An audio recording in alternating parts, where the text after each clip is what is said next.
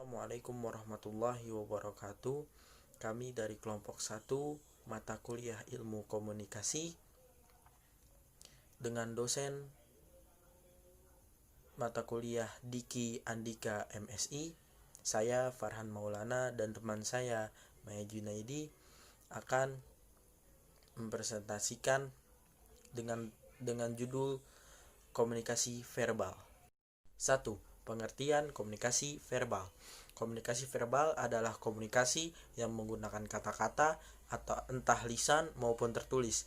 Komunikasi ini paling banyak dipakai dalam hubungan antar manusia. Melalui kata-kata mereka mengungkapkan perasaan, emosi, pemikiran, gagasan, atau maksud mereka, menyampaikan fakta, data, dan informasi, serta menjelaskan saling bertukar perasaan dan pemikiran, saling berdebat dan bertengkar. Menurut ahli Deddy Mulyana, dalam bukunya dia menjelaskan bahwa komunikasi verbal merupakan sebuah komunikasi yang telah menggunakan simbol dalam sebuah aturan untuk menghubungkan simbol-simbol ini yang akan digunakan dan dipahami terhadap sebuah komunitas. Unsur-unsur yang ada di dalam komunikasi verbal. Ada dua unsur yang ada di dalam komunikasi verbal. Yang pertama adalah kata. Kata merupakan lambang terkecil dari bahasa. Kata merupakan lambang yang mewakili suatu hal, baik itu orang, barang, kejadian, dan keadaan. Seringkali kita mencoba membuat kesimpulan terhadap makna apa yang diterapkan pada suatu pilihan kata. Kata-kata yang kita gunakan adalah abstraksi yang telah disepakati maknanya, sehingga komunikasi verbal bersifat intensional dan harus dibagi atau disebarkan di antara orang-orang yang terlibat dalam komunikasi tersebut.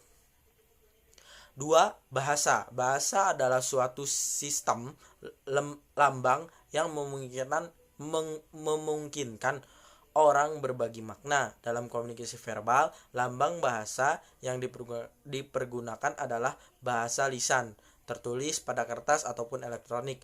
Bahasa memiliki 3 fungsi yang erat hubungannya dalam menciptakan komunikasi yang efektif.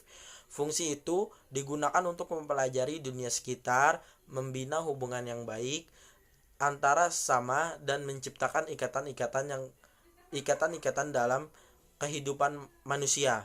Bahasa suatu bangsa atau suku bangsa berasal dari interaksi dan hubungan antara warganya satu sama lain. Pada awalnya bahasa terdiri dari lambang-lambang nonverbal seperti raut wajah, gerak mata, gerak anggota tubuh seperti tangan dan kaki, atau gerak-gerik tubuh. Tindakan tertentu seperti bersalaman, berpelukan, berciuman. Tetapi dengan berjalannya waktu dan perkembangan hidup, bahasa nonverbal dirasa tidak memadai lagi karena banyak gagasan, pemikiran, perasaan, atau sikap tidak mampu lagi diungkapkan dan disampaikan dengan bahasa nonverbal. Maka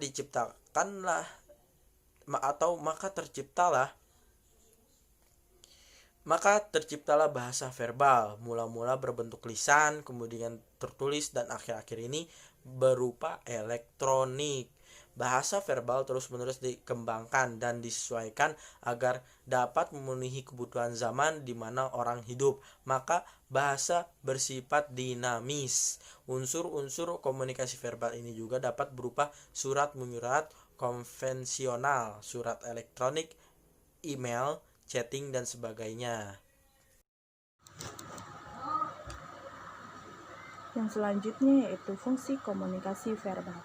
Pada umumnya, terdapat beberapa sebuah fungsi dalam komunikasi verbal. Di antaranya yaitu sebagai berikut. Yang pertama yaitu penamaan. Istilah ini dapat dirumuskan untuk membantu mengidentifikasi suatu objek, tindakan, benda, atau orang. Tanpa ada sebuah komunikasi verbal, Anda mudah bingung ketika Anda merujuk pada sesuatu. Dan yang kedua, yaitu jalur interaksi dan transisi informasi. Komunikasi verbal yakni lebih mudah digunakan sebagai instrumen untuk bertukar ide. Anda dapat menyampaikan emosi, empati, informasi, niat, dan berbagai hal lainnya hanya dalam menggunakan sebuah kalimat atau kata. Yang ketiga yaitu ada alat sosialisasi yang efektif. Karena dalam sebuah komunikasi verbal mudah digunakan mengomunikasikan niat secara efektif, tersebar luas dan fleksibel. Komunikasi tersebut yakni sangat berguna sebagai bersosialisasi. Hal-hal seperti ucapan, diskusi, hanya mengobrol dan hal-hal sosial lainnya tidak akan semudah seperti sekarang jika tidak ada komunikasi secara verbal. Dan yang keempat yaitu menonjolkan artikulasi dan intonasi. Komunikasi verbal yakni begitu cukup unik karena perbedaan dalam artikulasi ekspresi yang menggunakan bahasa dapat menimbulkan makna yang berbeda. Karena sifat unik ini tidak ada alat komunikasi selain verbal yang dengan artikulasinya. Yang terakhir yaitu yang kelima, sebagai sarana pengembang bahasa. Ketika dunia terus berevolusi, banyak hal baru yang muncul yang perlu diidentifikasi. Perkembangan budaya juga berarti bahwa gaya bahasa juga berkembang. Komunikasi verbal yakni dapat menggunakan dalam sebuah bahasa dan karena itu dapat mempengaruhi perkembangan.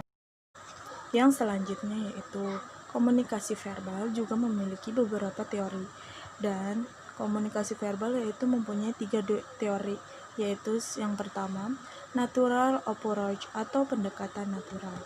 Seorang ahli yang menaruh perhatian pada bagaimana orang memperoleh bahasa adalah Noam Chomsky. Teori Noam Chomsky yang disebut struktur dalam atau deep struktur mengasumsi bahwa suatu tata bahasa atau struktur bawaan yang pada diri manusia sejak dia lahir merupakan landasan bagi semua bahasa. Teori ini mencakup suatu pendekatan umum yang universal dengan mendasar pada sejumlah besar penelitian. Chomsky mengidentifikasi adanya 2 struktur dalam semua bahasa. Yang pertama yaitu adanya hubungan antara subjek predikat. Apapun subjeknya, predikat akan selalu menunjukkan tindakan apa yang dilakukan oleh subjek. Demikian pula sebaliknya. Apapun predikatnya, subjek akan selalu menunjukkan apa atau siapa yang melakukan tindakan tersebut. Kedua, hubungan antara kata kerja atau verb dengan objek yang mengekspresikan hubungan logis sebab dan akibat. Dengan demikian, Chomsky beranggap bahwa manusia dilahirkan dengan membawa kemampuan alamiah untuk berbahasa. Yang kedua, yaitu nurture approach atau pendekatan nurtural. Edward Sapir dan Benjamin Wolf mengemukakan teori menentang perspektif alamiah atau nature. Mereka mengembangkan suatu teori kultural mengenai bahasa. Mereka mengatakan bahwa latar belakang dari sistem linguistik atau tata bahasa dari setiap bahasa bukan hanya suatu alat reproduksi untuk menyampaikan gagasan, tetapi lebih sebagai pembentuk gagasan, pembentuk dan pembantu bagi aktivitas mental individu. Untuk menganalisis kesan, untuk mensintesiskan aktivitas mental dalam komunikasi. Kedua teori yang berlawanan ini antara nature versus nurture menunjukkan bahwa baik dalam komunikasi verbal terdapat 2 aliran yang berangkat dari posisi yang berlawanan. Dalam menjelaskan bagaimana orang memperoleh bahasa, kontroversi ini masih terus berlangsung tanpa salah satu dapat mengklaim bahwa teorinya yang paling benar, karena bukti-bukti yang ditunjukkan oleh kedua belah pihak belum cukup Teori yang terakhir dari komunikasi verbal yaitu teori fungsional tentang bahasa atau general semantic. Teori general semantic menganggap bahwa bahasa harus dapat lebih merefleksikan dunia di mana kita hidup. Asumsi yang mendasari pemikiran general semantic adalah bahwa the word is not the thing. Kata dianggap sebagai abstraksi dari realitas. Oleh karenanya, general semantic memandang bahwa kata harus sedekat mungkin dengan realitas yang direfleksikan. Meskipun demikian, mereka menyadari bahwa ini suatu hal yang sulit karena ketika kata merupakan suatu konsep yang statis dalam waktu yang panjang, realitas selalu dalam kondisi yang berubah. Demikianlah yang dapat kami sampaikan. Mohon maaf apabila ada kekurangan kata atau hal lain, mohon dimaafkan. Wabillahi taufiq walhidayah. Wassalamualaikum warahmatullahi wabarakatuh.